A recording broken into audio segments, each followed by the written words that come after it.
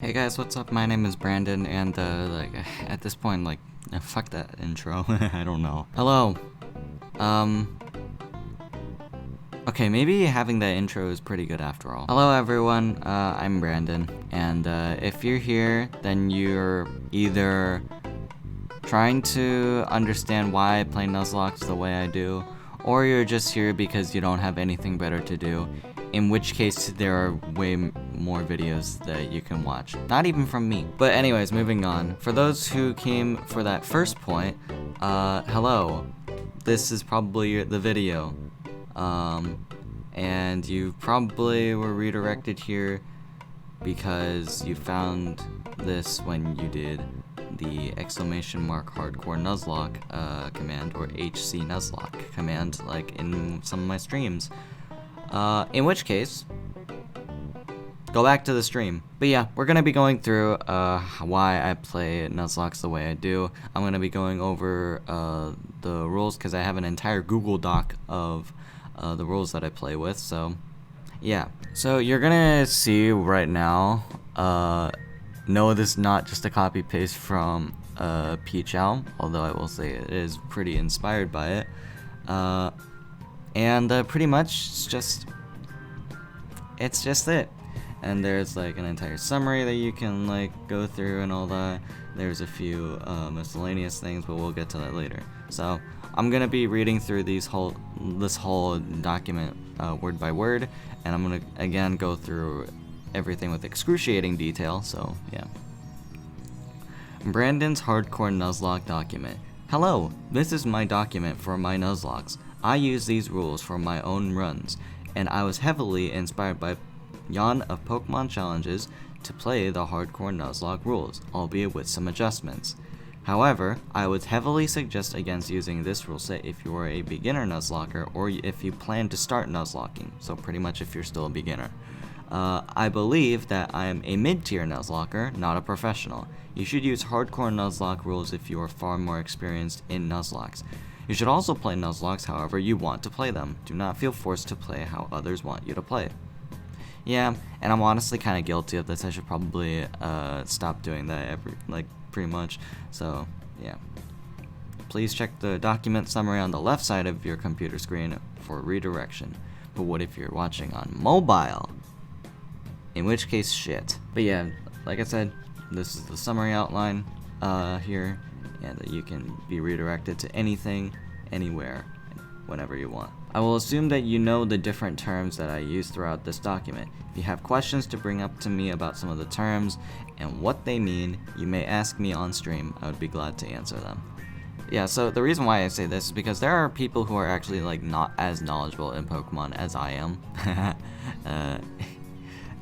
Nerd alert, but like, I'm a nerd about a kid's game. I don't know if that's funny. Jan's document is here. Official Hardcore Nuzlocke rulebook by Pokemon Challenges. I'm also gonna leave his channel in the description of this video, as well as his channel like right here. So I will still update this. In fact, I'm gonna update this right now. Boom! Look at that. Now you can check out Jan's channel whenever you check this out. Here's a short rule description. Pretty much it's just a brief summary of the rules that I play with. I can only catch the first Pokemon in each new area. If a Pokemon faints considered dead and it cannot be used again. No items in battle. No over leveling past the next gym leader / Elite Four member. And player must be in set mode. So yeah, there you go. I also have a miscellaneous section with a few other wow, I can speak. Rule alterations and bans. So yeah. And then the star mark will be something that might be changed in the miscellaneous section, but we'll get to that later. Okay, now let's get in depth because that's probably what you came here for. Number 1, encounters. The first Pokemon that I find when I receive Pokeballs is the only Pokemon that I may catch. The location of the Pokemon is defined by the Met On text. It's pretty simple enough. If I fail to catch the Pokemon, then I may not try to re-roll for another Pokemon. It's like, if you fail to catch the first encounter of your of the new area, then you cannot try and catch another Pokemon. Simple. Hatching Pokemon from eggs counts as a separate encounter. If I hatch a Pokemon from an egg in an area where I already caught a Pokemon, it is considered a legitimate encounter and I may use it. Yeah, this is just because like I feel like eggs are like super under appreciated in Nuzlocke. That being said, I do ban breeding, which I should probably update the rulebook with at some point or another, but like I can't be asked to do it right now. But yeah, I do feel like using eggs in like an area where you haven't like caught a Pokemon. While I do like the idea of it, like I also like question why, dude, it's just gonna be an egg hatched in one area where you didn't catch a Pokemon is pretty much the same thing as you hatching an egg in an area where you caught a Pokemon. It's the same number of encounters pretty much. So it's just, yeah. That's how I feel about it. I may freely choose a method of choice to receive my encounter. This includes shaking grass, fishing, surfing, or regular grass. If I find a wild Pokemon in a battle with more than one Pokemon, I may freely choose which Pokemon I want to catch as long as it is not a duplicate encounter. So yeah, this applies to like say double battles, hordes, pretty much like all the sort. I may not catch a Pokemon in an area that has multiple floors / subsections. So like I should probably like revise this a little bit. Pretty much if I already caught a Pokemon on floor 1 of Rock Tunnel, I am not allowed to catch a Pokemon on floor 2 of Rock Tunnel. So basically, there you go. That's like using like different areas. I've seen people do this, and you know what, that's fine. I personally just don't do it. If I have caught a Pokemon in one area of Pinwheel Forest, I may not catch a Pokemon in the other area. I've seen people do this where it's like, they call it Pinwheel Clause, where, cause like they consider the two areas of Pinwheel Forest as like two different areas, which I used to do, but I don't do it anymore. But so I can say I was a victim of like thinking that. Nowadays I think it's kind of stupid, so yeah, I think it would be more fun to like plan your encounters and all that. If I receive a gift Pokemon in a city, so for example, fossil Pokemon, I'm allowed to use all gift Pokemon, but I may not catch another Pokemon in the area. So I guess like it would be pretty advisable for you to like catch another Pokemon in the area if it's possible. But if it's not possible, then well, I can't do that. So if I don't know that you can get another Pokemon in the wild in the area where you get a fossil or something like that, then tough luck. I just gave up my 2 encounters in the area. I may trade with NPCs even if I receive my first encounter. This is to encourage more trading in Pokemon games. Yeah, I feel like trading is another thing that's like super underappreciated, and I highly like suggest like, hey, maybe incorporate that in like a rule set. Like I don't see what you lose, I don't see what you gain from it. It's just like you trading for like different Pokemon. And I have done this before. So, yeah. If I encounter a shiny Pokemon, I will usually treat it as if it was not my first encounter. However, if I have a Pokemon of the same evolutionary line, I may choose to replace the original Pokemon with the shiny Pokemon. So, basically, it's like getting around what people call shiny clause, where like if they find a shiny in the wild, they're allowed to catch it. I personally don't do that, as long as it's like a hardcore Nuzlocke thing, where just because like, hey, like you find this rare thing in the wild, like you can just use it whenever you want. But that's like saying if I find a 0.1% Chansey in the wild, I'm allowed to use it. And I know there are people who actually specifically grinded in grass just to find shiny Pokemon. That's really a stupid concept, and I don't like that. If my first encounter is a Pokemon that I already have, I will not be allowed to catch it. This will persist after the Pokemon's death. Example, if I encounter a Magikarp / Gyarados when I already have one, I will not be allowed to catch it. And there is a star mark, so we'll get to that later.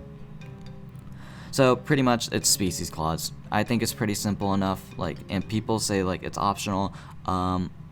In a way, it is still kind of optional for me, but we'll get to it later, like I said, with the star mark there, so yeah.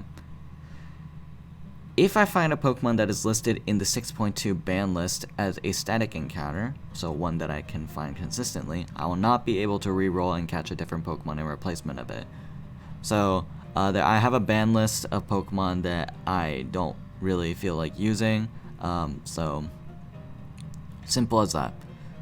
If I find a Pokemon that is listed in the 6.2 ban list as a wild encounter, one that I cannot find consistently and cannot evolve, I may choose to re-roll for a different encounter.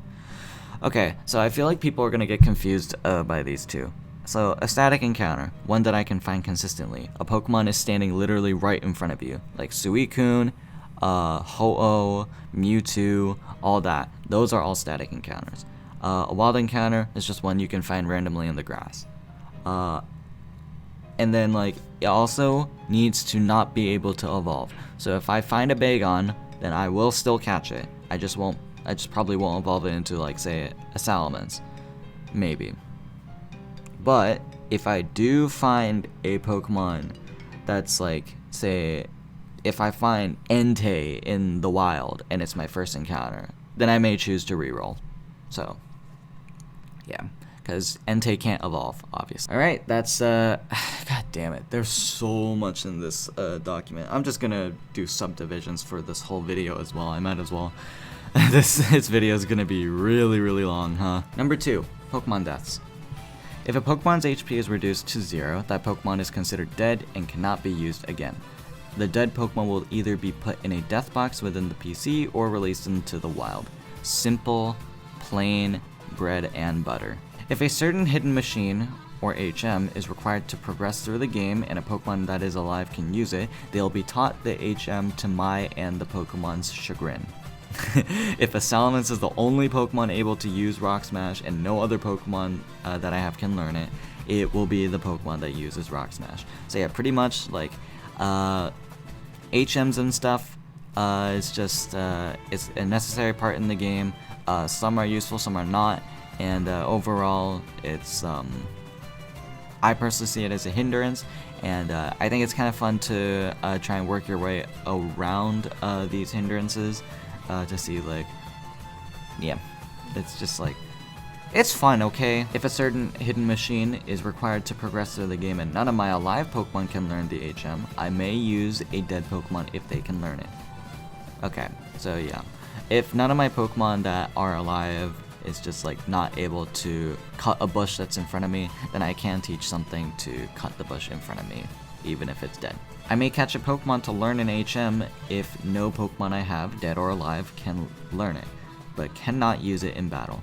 Dead or alive, that sounds like a movie title or something. I don't know. If a dead Pokemon or HM Mule is sent into battle by moves such as Dragon Tail, Whirlwind, etc., it must be swapped out immediately into a living Pokemon. So yeah, people get into this situation sometimes where their HM Mules like get into battle accidentally. I just write it off. So yeah, I don't really care. Just play the battle however you want or something like that. I personally just choose to like swap out immediately. If a Pokemon that fainted has its HP restored by NPCs before an important fight, it still may not be used in battle. Example, N will fully restore your Pokemon before the fight with guesses in Black 2 and White 2. I am not allowed to use any Pokemon that fainted in the previous fight. I've seen a small select amount of people actually do that. I don't understand the concept, but you know what? To each their own. That's enough for Pokemon Deaths. Wow, that's actually shorter than I thought. Oh, speaking of short sections. Number 3, items. You are not allowed to use bag items in battle. This includes healing items such as potions and full heals, battle items such as X attacks and guard specs, and free fleeing items such as Pokédolls and Smoke Balls. Simple as that. You are not allowed to use Pokeballs in trainer fights, otherwise this will encourage stalling the opposing trainer out of PP to get the Pokemon to struggle. I have seen people try and stall the opponent like out of like PP using like their Pokeballs and stuff. Which case I think that's like, okay, like what's the point? Especially if you're like banning items and all that. So yeah, I just ban it. Unless you're in like wild battles and it's your first encounter, then you can just use it. Items held by my Pokemon are allowed to be used.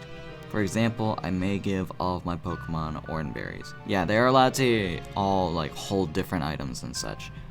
So, simple as that. Only one Pokemon out of my team of 6 can carry leftovers with a star mark, so we'll definitely get to it later. Yeah, this is like leftovers clause. Only one Pokemon out of like the team of 6 can actually like carry leftovers. I think like if you use leftovers, on like multiple Pokemon, it becomes like really stally. Gen 2 didn't learn that lesson at all. Number 4, level caps. Level caps are often exclusive to only gym battles or island trials and grand trials and the Elite Four.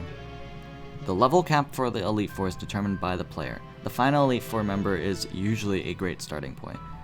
The reasoning for this is because your Pokemon usually gain experience to become equally or slightly underleveled with the champions, making for entertaining battles.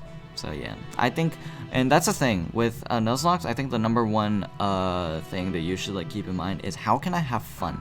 What is the most optimal way to have fun? So, yeah, that's just why I do that. I may choose to play the post game. If I do, then more level caps will be considered. Common examples include Elite Four rematches in Heart Gold Soul Silver after receiving 16 badges, Red in Gold, Silver Crystal, Heart Gold, or Soul Silver, and Alder in Black and White. Yeah. Typically, I don't play the post game, but whenever I do, I might also just like not play by Nuzlocke rules, and even then, I might not even like do level caps and stuff. Well, I should probably do level caps at the very least then, because like it actually provides for like entertaining like content.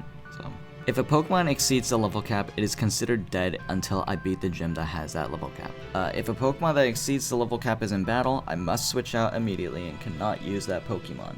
It must be put in the PC as soon as possible with a star mark. If a Pokemon that exceeds the level cap is in battle and is trapped by trapping abilities such as Arena Trap, Shadow Tag, Magnet Pull, etc., I must play out the battle. So, there are times when a Pokemon that is over-leveled gets into battle and is like not able to switch out. In which case, like, you can just play out the battle, but when you're out of the situation that like prevents you from switching out, you immediately swap out. That's what I think, at least. If all of my Pokemon in my party exceed the level cap, then the attempt is dead, and I must play the game all over again. Yeah, I think that's a pretty simple thing. So, yeah. Oh, wow. This is a really short section. Okay, this should be easy. I think, honestly, Miscellaneous will probably be the longest section. Oh, yeah, definitely. Settings. The battle style can be set between switch or set mode. I must play on set mode. So this is a very important rule. Set mode is a lot more fun from my experience. Switch mode makes like hard games pretty dang easy. This actually more exemplified when I played Sacred Gold Storm Silver as an Egglock. And I played on Switch mode for most of the game. I played on set mode because I wanted practice for Hardcore Nuzlocking, and I also didn't use items for like a few specific fights, such as Ucene and Cianwood. So, yeah. I personally think set mode makes for much more entertaining fights and stuff. Switch mode is just really boring.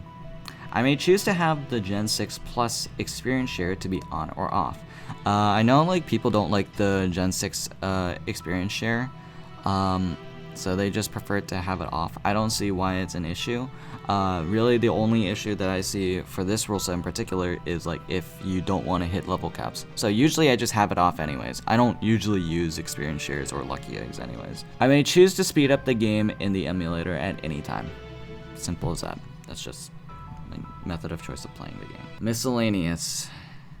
God, this is gonna be a fun one. Number 6, Miscellaneous. The attempt is lost when I enter the whiteout screen. This applies even if my PC has more Pokemon. In tag battles, you are wait, I should probably explain. So, okay, pretty much, if I just enter the whiteout screen, if I just lose 6 Pokemon, it's game over. We start over.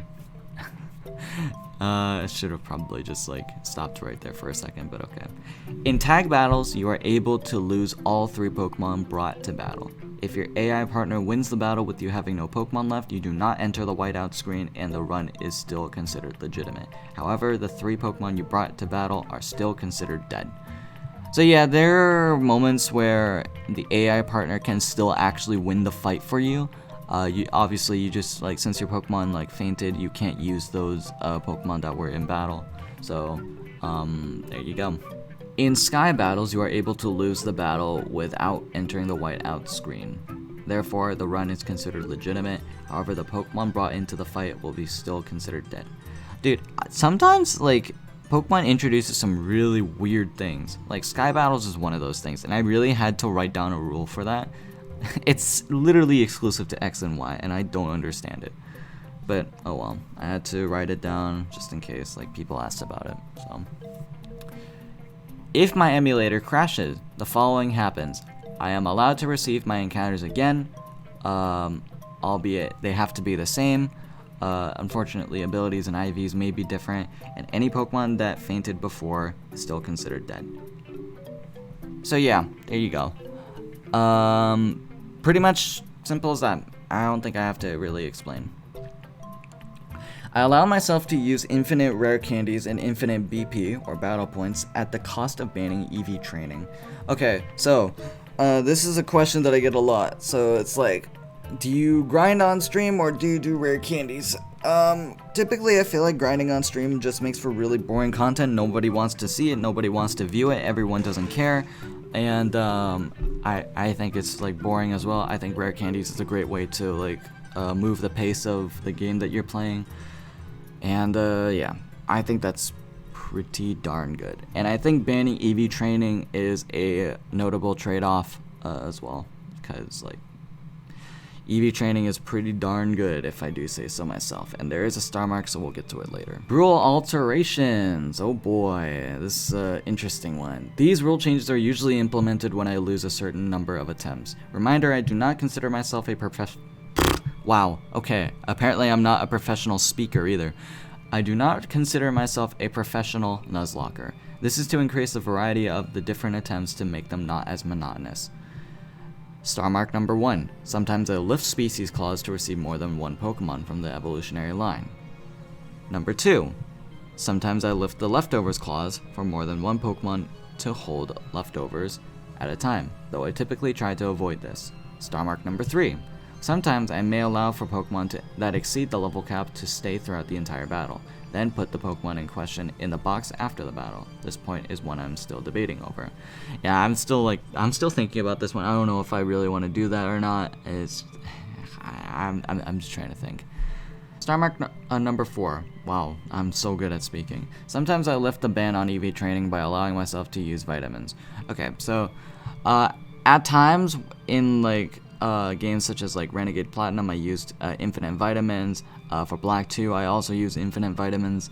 I don't see like a reason like to like ban those when like you're having a hard time with the game and stuff. So I just went ahead, used it, and I honestly had a lot of fun playing the game. So yeah, and even then, like when you use vitamins, you only get to use a max of like 10. Assuming like you just caught the Pokemon or whatever, so I don't see a reason like why you should like not be able to use them if you're having a hard time with the game. 6.2 bans. Oh boy, these Pokemon are usually banned in the context of the game that I am playing. You will very likely not see me use these Pokemon at all. Some exceptions may be made. These bans are lifted after I beat the champion and I decide to play post-game content. If I ever decide to play post-game content. Usually always banned are the following Pokemon, and I'll probably give a brief like 3-word summary as to why I don't use it. So here we go. Mewtwo and its Megas, too powerful, and it's like pretty much a box art, like it's equivalent to a box art legendary. Ho-Oh, it's a box art. Lugia, it's a box art. Mega Salamence, it's way too strong, and Salamence is already pretty good. Groudon and its primal form, box art. Kyogre and its primal form, it's a box art. Rayquaza and its Mega, technically box art, but Mega Rayquaza isn't, but it's still way too strong. It got banned for a reason. Latias and its Mega, it's too bulky and it's too strong. It will never die. Makes runs, especially in Alpha Sapphire, very consistent. Latios and its Mega, it's slightly stronger than Latias, has the same speed, and it makes for very consistent runs in Omega Ruby. Deoxys in all of its forms. I don't think you can even get Deoxys. Dialga, because it's a box art. Palkia, and it's because it's a box art. Giratina, it's a box art. Yeah, both of its forms are just banned. Arceus, all forms, it's literally God. Darkrai, because Sleep is busted with this Pokemon, especially in earlier generations. Cresselia, way too bulky. Shaymin in both of his forms are also like banned because like if you're able to get land form, you can also get sky form usually. Zekrom because it's a box art, Reshiram because it's a box art, Kyurem because it's a box art, Genesect because download is OP. I think Genesect itself like is just like a little too strong for like any Nuzlocke, especially if it has like download and you get the correct stat increase, in which case it's just like borderline broken. So yeah, Xerneas because it's a box art, Yveltal because it's a box art, Zygarde all forms. Typically, like it actually just like it's like sort of the equivalent of like having a box art and all that. All of his forms are banned, obviously. All the Tapus are banned. So Solgaleo, Lunala, Necrozma, all those are banned because they're box art. Magearna is banned because it has ridiculous typing and it's just like good overall. Marshadow's banned because it's too fast and powerful. Urshifu's banned because its ability is insane. Zacian, Zamazenta, both are banned because box art. Eternatus because it's like, really? This is probably the most irresponsible Pokemon that they made. It's so bulky, but it's also like so fast. Like, why? And it just has a really good special attack stat overall too. Glastrier, Spectrier, and Calyrex, they're all banned because like if you can get one of these, you can usually get a horse form for Calyrex. So yeah. And that thing is like ridiculous. Listed here are all Pokemon that I've considered banning from time to time and will sometimes ban in the context of the game. So there you go. This one I don't really want to give like too much of a reasoning because like I just like I think like some of these are like, if you know these Pokemon then you'll probably like get a little good of a grip like of understanding why I want to like consider banning these Pokemon at least. So here goes nothing. Zapdos, Mew, Suicune, Celebi, Jirachi, Azelf, Heatran, Manaphy. I almost said quick disclaimer, I almost like pronounced Manaphy as like one of the like older pronunciations that I did before, which was Manaphy. Haha. Victini, Cobalion, Terrakion, Tornadus, both forms, Thundurus, both forms, Landorus, both forms, Keldeo, Diancie and its Mega, Hoopa, both forms, Volcanion, Zeraora, Melmetal, Zarude, Enamorus, Blissey, Blaziken with Speed Boost, Shedinja, Garchomp, Salamence, Chansey with an Eviolite, Mega Kangaskhan, Mega Lucario, Mega Gengar, Mega Gyarados, Mega Metagross, Pheromosa, Celesteela, Kartana, Naganadel, Galarian Darmanitan, and Dracovish. Alright, so that was pretty fun. There you go. That's my entire document of my Nuzlocke thing. I don't know. If you made it this far in the video, have a fun time. I can't fucking do this, dude. It just hit the like button, subscribe or something. I don't know. Do it if you want. You can also press the dislike button to get me in fucking algorithm or whatever. I don't know. See you guys later.